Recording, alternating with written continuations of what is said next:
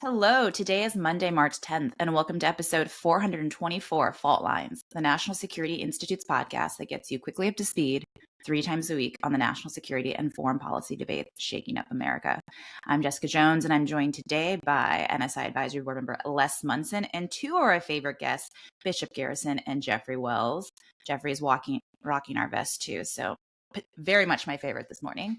Okay, so what are we talking about? Over the last 3 weeks, Chinese warships have been making their presence felt around Australia, sailing within 200 miles of Sydney and conducting live fire drills near New Zealand. At the same time, their forces have been spotted near Taiwan and Vietnam, an unmistakable show of strength from Beijing at a time of perhaps growing global uncertainty. China insists that it's complying with international law, but our allies in the Indo-Pacific are a little rattled. This comes in light of the I'll just call shifting political landscape in D.C. We've discussed at length President Trump and Zelensky's discussions in the Oval Office and, questions about America's commitment to our allies writ large. South Korea itself has also been facing potentially a little bit of pressure from from President Trump. He made some comments about whether they're carrying their financial weight when it comes to the U.S.-South Korean partnership. And of course, AUKUS, cornerstone of our Indo-Pacific strategy, and the submarines, U.S. supply of submarines to Australia is becoming a little bit in question lately, with news reports wondering whether the Australians are starting to fear they're never going to get submarines, given U.S.'s kind of diminished manufacturing capacity, and whether if they do get them, they'll remain under U.S. control. Of course, at the same time, China's shipbuilding capacity vastly outstrips that of the U.S., and they show no signs of slowing down. So, Jeffrey, I'm going to turn first to you. There's a lot going on in the world. Do you think Beijing's recent naval maneuvers are kind of tying with the Trump administration's Ukraine, Russia kind of shakeup? I'm going to paraphrase an underappreciated 1970s diplomat who was focused on jealousy, and that's Jan Brady, and say alliances, alliances, alliances. This is a key time for alliances, and the U.S. did not win the Revolutionary War. An alliance did. We didn't win World War I, World War II, the Cold War alone. Alliances did, and certainly China, Iran, and Russia see the value in alliances because power is multiplied through partnerships.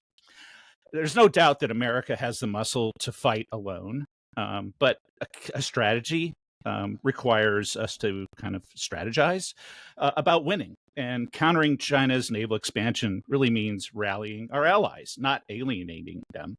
And if Trump's team doesn't mend the fences, the U.S. risks facing a Pacific showdown that we're outnumbered and unprepared for. Listen, Captain America needs the Avengers. For Bishop here, Daredevil needs Jessica Jones. It needs Foggy, needs Elektra, needs Black Widow, and Rocky needs Apollo. And DJ Khaled, he doesn't just yell, "We're the best," and drop a solo album. He brings the biggest names to ensure a hit. So fiction, so many others in the process. Fiction, history, and even music prove it that those unite win. And if America does not fix our broken alliances and this idea of extorting our alliances, we may find ourselves in a crisis with no reinforcements. And in foreign policy, there's no last minute another one to bail us out. Speaking of partnerships and friends, Bishop, let's talk a little bit about AUKUS. How credible are kind of the growing concerns about U.S. submarine delivery? And if AUKUS isn't the cornerstone we thought it is, where do our friends in the region turn to? First off, Jeffrey with the tie-in of another one there at the end was just pure brilliance.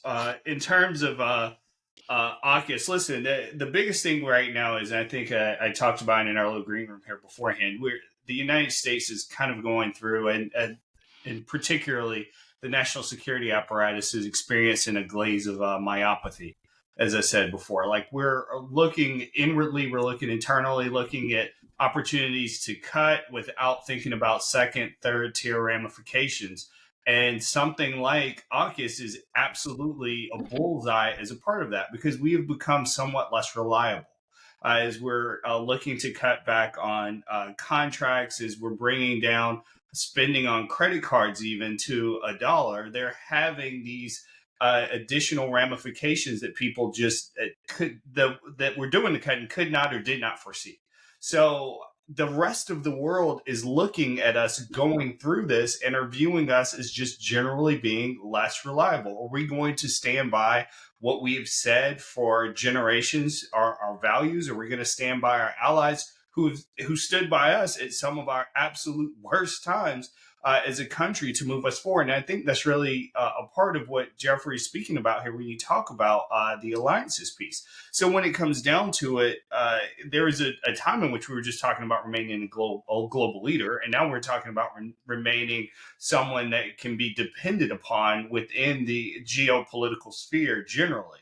So I think that we're at a pivotal point. I think our AUKUS team are going to look deeply at us and say, hey, can we rely on the United States to deliver on these promises, on these agreements that we made around ships and around operations in the Indo-Pacific? Because if we can't, we're going to have to figure out a way to go forward without them. We're watching this happen within EU and NATO countries vis-a-vis Russia, Ukraine, and they're having significant concerns about whether or not we're reliable. And I think you're going to see these other agreements, whether they be bilateral, trilateral, or otherwise, throughout the globe that we've agreed to, having these same conversations right now. So I think it's absolutely, I think it's prudent for them to at least bring us to the table and have a conversation. So Les Bishop, discussed a lot about reliability. Do you think our allies think we're less reliable? And aside from our allies, do our adversaries think we're less reliable? Okay, I'm going to try to do all this stuff. On the AUKUS, it entirely depends on how big the defense budget is. The $6 billion increase in the current CR, not a great sign that we're going to be able to afford in the out years extra submarines for Australia. But let's see what the president's proposed budget for FY26 is. I think that is entirely a numbers game. On alliances, yes, I agree with my friends here on the podcast on you've got to be reliable, and we're going to need allies going forward. However, let's put it in the context of the overall global situation. Last administration pissed off different allies. We're pissing off a different set over values right now. The last administration kind of went after our allies that are based on interests. And I'm thinking of Saudi Arabia in particular, where we were going to make them irrelevant. And then the Biden administration quickly realized that was a huge mistake. And a year later, completely flexed to a new arrangement.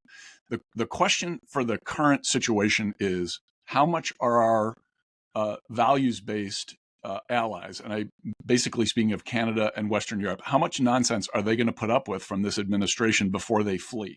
I will tell you, it's a lot. And the real play here, and to Jeffrey's earlier point about how we won World War I, World War II, and the Cold War, well, we won World War II. Russia, the Soviet Union, was our ally in that effort. During the Cold War, we brought the People's Republic of China on side. So it's not insane, I think, for this administration to say, we're going to need to think outside the box of who our other allies can be if we're going to win this arrangement. And if President Trump has a plan that will actually work to divide the axis of China, Russia, Iran, and North Korea, bully for him. I haven't quite seen the explanation that makes sense to me yet, but I am willing to listen. And so what I'm hoping for is that the president, despite all of the and by the way, I think some of the stuff that's going on is total nonsense. We got to fulfill our obligations. Canceling the foreign aid program is really stupid. Let's do smart things. But I'm willing to listen to what for an overall strategy here that makes sense on the way forward. That articulates, hey, this is actually good for us a generation from now. So in 2045, here's why what I'm doing now will make sense. So, Les, are you saying that we're trading Europe for Russia? Or we're thinking Europe will stay with us as we bring Russia on? I think there's been a lot of talk the last few days about what a catastrophe this is. I think it's a total overreaction. I'm not saying I'm endorsing canceling intel sharing with Ukraine. I think that's really dumb. But I think the Europeans have no choice but to stay with us. And so at the end of the day, and so Trump pushing on them a little bit is okay, as long as it doesn't go too far and he's got a plan that makes this thing work in the long run. So all we need to do is still be together in 2045, and we can come back to this episode and see whether Les was right. Done. That's a wrap. Thanks so much to Kelly Crowley and our guest today, and Claude Jennings and our entire team for their help in producing today's episode. Join us in 2045 Or if you're not sure what you're doing, then on Wednesday, March 12th, for another episode of Fault Lines, the National Security Institute's podcast that gets you smart fast on the national security and foreign policy debates shaking up America. Check us out on YouTube and rate, review, and subscribe.